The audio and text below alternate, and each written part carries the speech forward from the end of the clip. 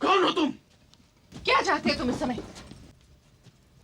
इस सब का अर्थ क्या है?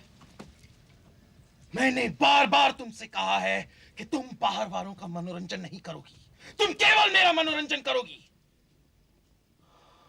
तुमने मुझे बाहर वालों के सामने नृत्य करने के लिए मना किया है। तुम्हें कहाँ कर रही हो नृत्य? नृत्य तो वो कर रही थी। तुम्हारी ये साहसपूर्ण मुद्रा मुझे कदापि पसंद नहीं, और ना ही उन आगंतुकों का यहां आना पसंद है। वाह,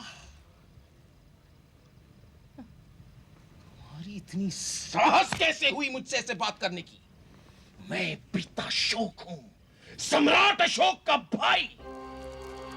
जानती हूँ, इसीलिए अब तक भयभीत रही, किंतु अब नहीं हूं। क्यों नहीं? हम पूछते हैं क्यों नहीं? तुमने इतना साहस आया कहां से? वो इसलिए कि सम्राट ने एक घोषणा की है कि यदि कोई किसी पर अत्याचार करेगा तो वो उसे भीषण दंड देंगे। यदि उन्हें पता लगा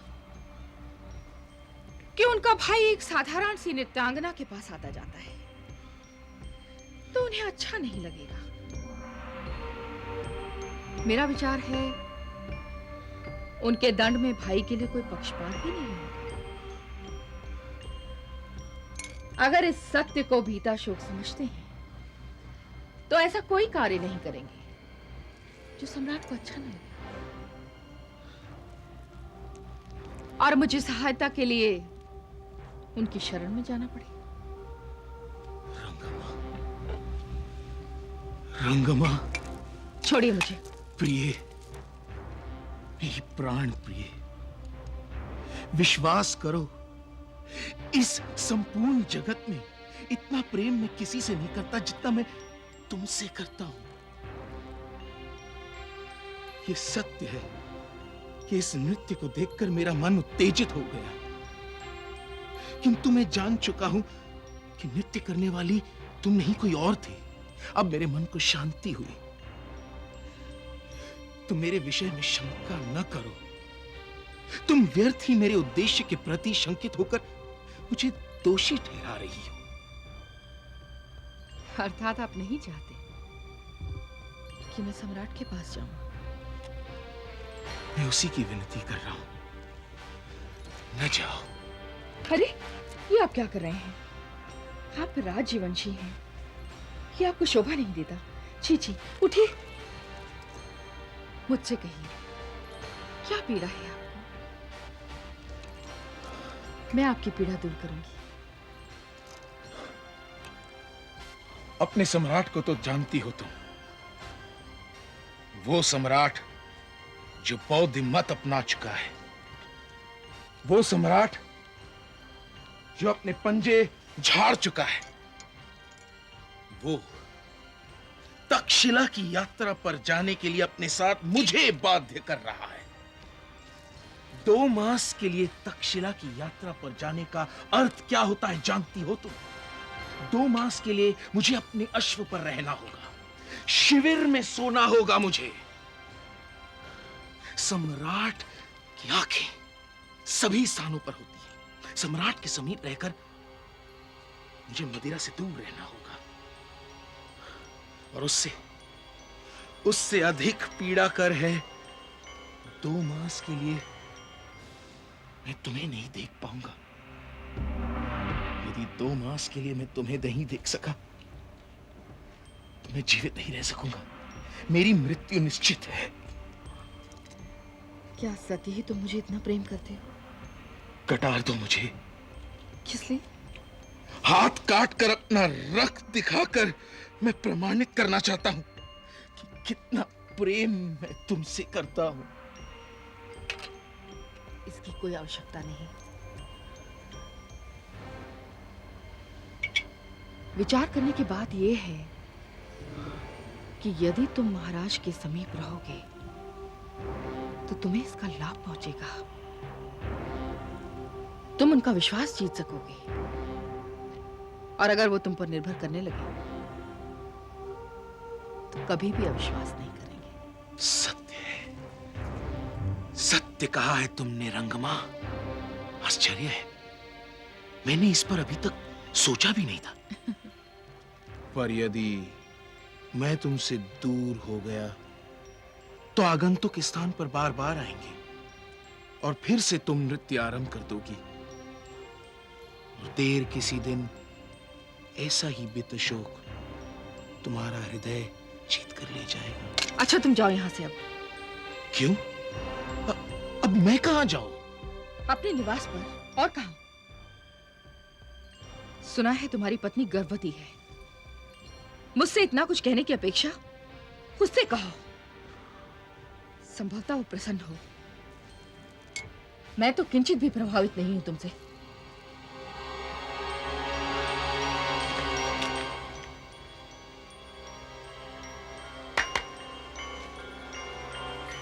जाओ, भीता शोक से कहना मैं रात्रि के लिए उसे प्राप्त नहीं हो सकती।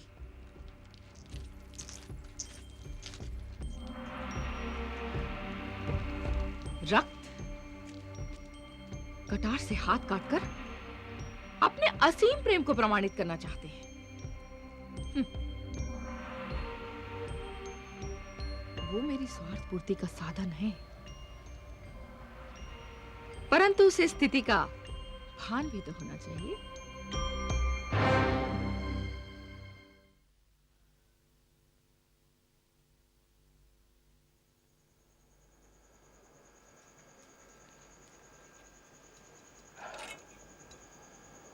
प्रिय, क्या वास्तव में सो रही हो? मैं तो सारे मार्ग दौड़ता भागता हुआ तुम्हारे लिए आ रहा हूं और तुमने अपने प्रिय पति की प्रतीक्षा भी नहीं की। सो गई? ओह, तो तुम नहीं सोई हो। अरे मैं वित्त अशोक हूं, सम्राट अशोक का अनुज, अर्थात तुम्हारा पति हूं। ये मेरे प्रति ये उपेक्षा क्यों? समझा, तुम मुझसे क्रोधित हो। देखो, ऐसी उत्तेजना पूर्ण मनोभाव तुम्हारे स्वास्थ्य के लिए हितकर नहीं है, विशेषकर ऐसे समय में। देखो प्रिय, तुम्हें शांत रहने का अभ्यास करना ही पड़ेगा। छली कपटी ढोंगी, बहाना बनाते हुए आपको लाज नहीं आती? आप क्या मेरे लिए चिंतित थे?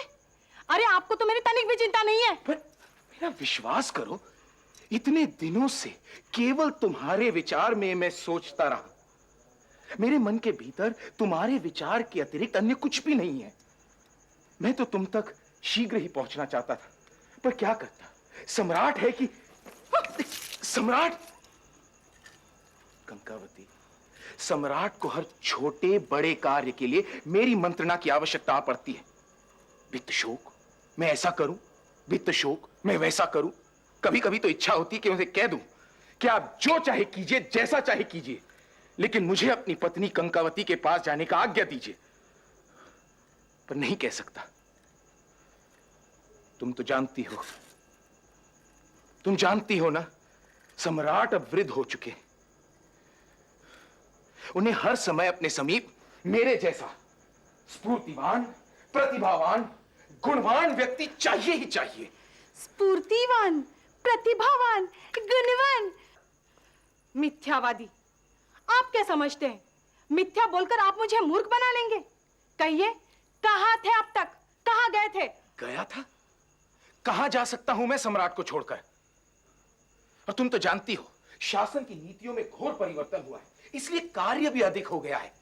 दिन रात कार्य ही कार्य, कार्य ही कार्य। और वैसे भी अब मैं बौद्ध हो गया हूं। क्या आपका नया धर्म आपकी पत्नी की उपेक्षा करने का आदेश देता है? नहीं नहीं, कदापि नहीं। पर तुम्हें भी यह ध्यान में रखना चाहिए कि मेरा स्वरूप अब एक सन्यासी का है। सन्यासी को संयम रखना पड़ता है। ओह, अब समझी। इसीलिए आप विवश होकर रंगम्मा की रंगशाला में जाते हैं। रंगम्मा? कौन रंगम्मा? आपने अपनी पत्नी को क्या मूर्ख समझ लिया है? मेरा ध्यान चारों ओर है, दूर तक जाती है मेरी दृष्टि। ओ, वो रंगम्मा। अब वो रंगम्मा तो अब क्या बताऊं तुम्हें, ये सब राजनीतिक अखाड़े के दाव हैं। यहां सुरा, सुंदरी और सारथी ना हो तो राजनीति का पहिया घूमता नहीं। मेरी रानी, मुझे महामंत्री खलातक के लिए उसी की व्यवस्था करनी थी। कैसे समझाऊं कि राजनीति में रहकर मुझे सभी को प्रसन्न रखना पड़ता है। खलातक? हाँ, खलातक। और तुम व्यर्थ में मुझ पर संदेह कर रही हो।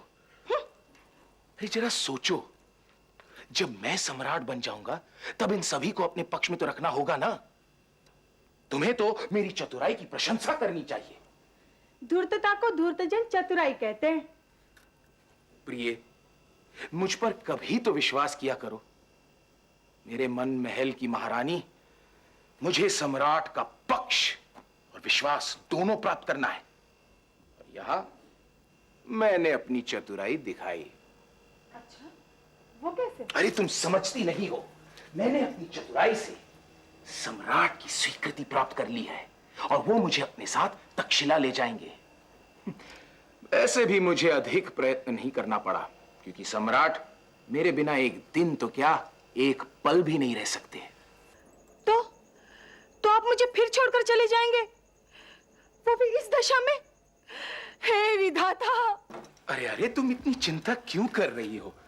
मैंने तुम्हारे लिए सारी व्यवस्था कर दी है। शीघ्र ही तुम्हारे भ्राता तुम्हें घर ले जाने के लिए आने वाले हैं। ऐसी दशा में तुम्हें अपने माता पिता के साथ ही रहना चाहिए। किससे पूछकर की है आपने ये व्यवस्था?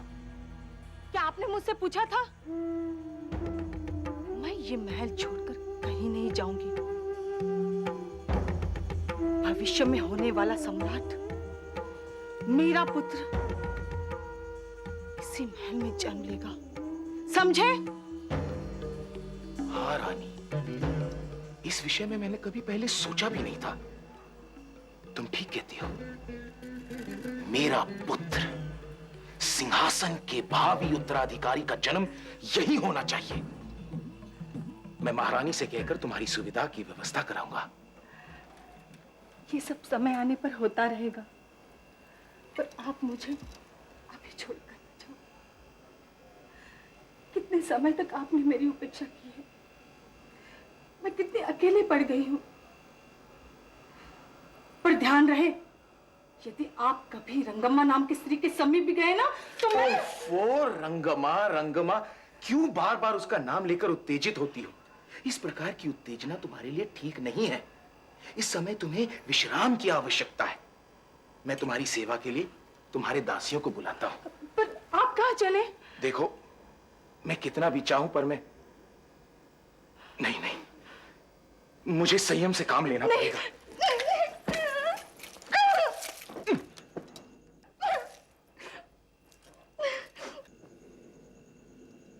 भगवान बचाए इन स्त्रियों से।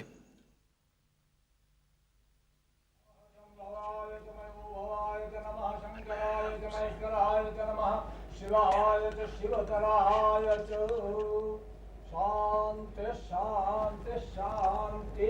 ओम नमः शिवाय। हरि ओम।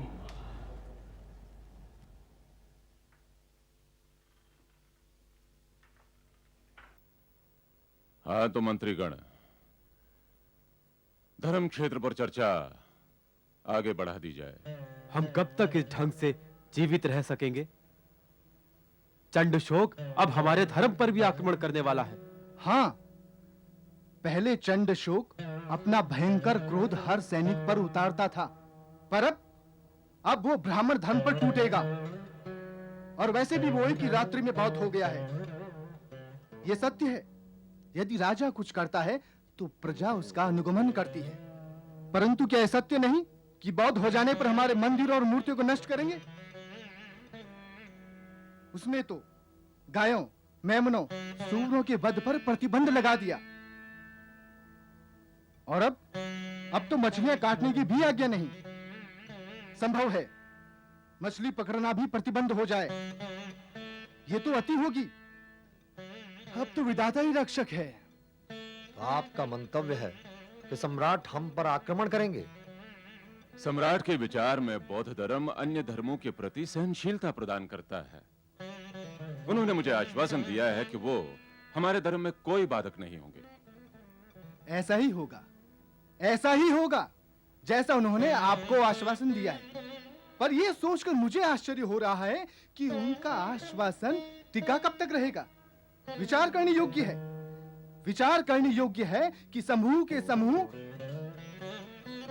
भगवान तथागत की जय बोलते हुए बौद्ध धर्म में दीक्षित हो रहे हैं, और ये सब सम्राट को प्रसन्न करने के लिए ही हो रहा है।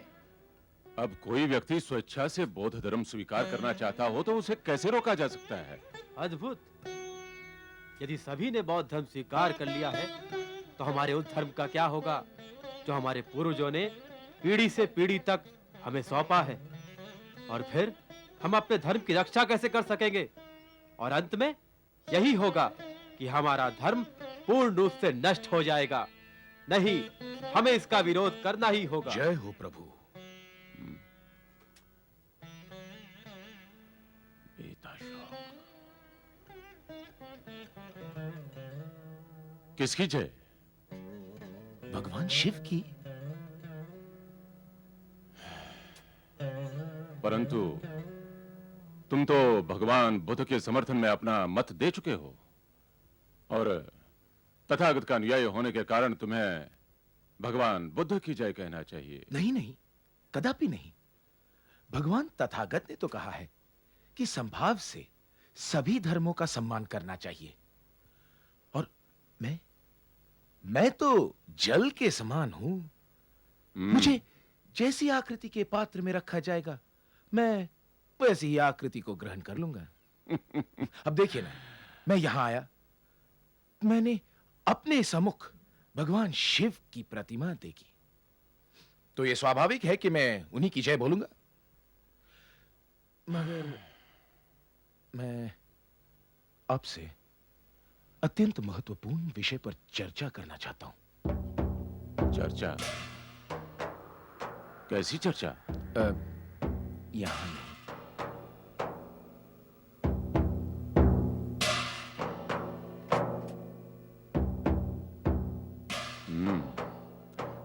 कहो। आपने तो सुना होगा, सम्राट कुछ समय के लिए राजधानी से बाहर जाने की तैयारी कर रहे हैं।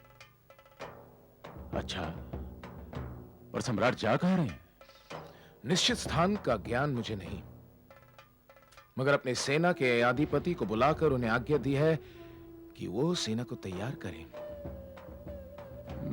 और साथ में यह भी कहा है कि आवश्यक प्रबंध करें, कारण कि वो लंबी यात्रा पर जा रहे हैं। अब मैं चाहता हूं कि अगर मैं राजधानी में रहूं तो आप सम्राट के संग यात्रा पर जाएं, और अगर मैं सम्राट के संग यात्रा पर जाऊं तो आप राजधानी में रहिएगा। पर क्यों?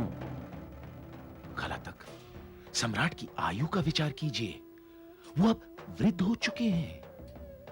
लंबी यात्रा की कठिनाइयां उनसे सहन नहीं हो पाएगी, कुछ भी घटित हो सकता है, और ऐसी स्थिति में सिंहासन के उत्तराधिकारी का प्रश्न तो खड़ा होगा ही।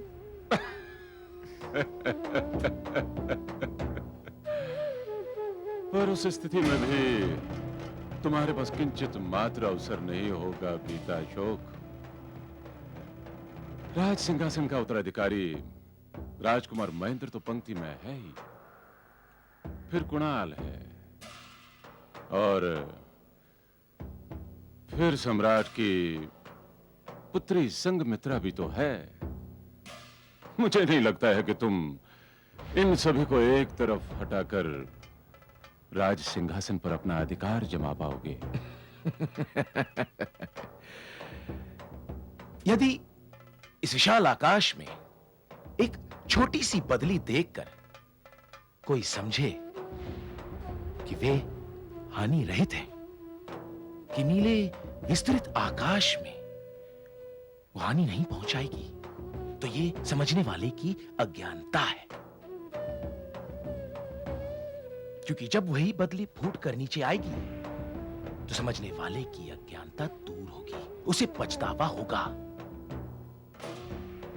कल तक ऐसी भयंकर भविष्यवाणी करने के लिए आपको भी अपने शब्दों पर खेद होगा। लेकिन आप चिंता न करें, ऐसी स्थिति में भी मेरे महामात्य आप ही होंगे, इस बात का मैं वचन देता हूं। आप तनिक भी चिंता न करें। मूर्ख, मुझे तो खोज देने का प्रयत्न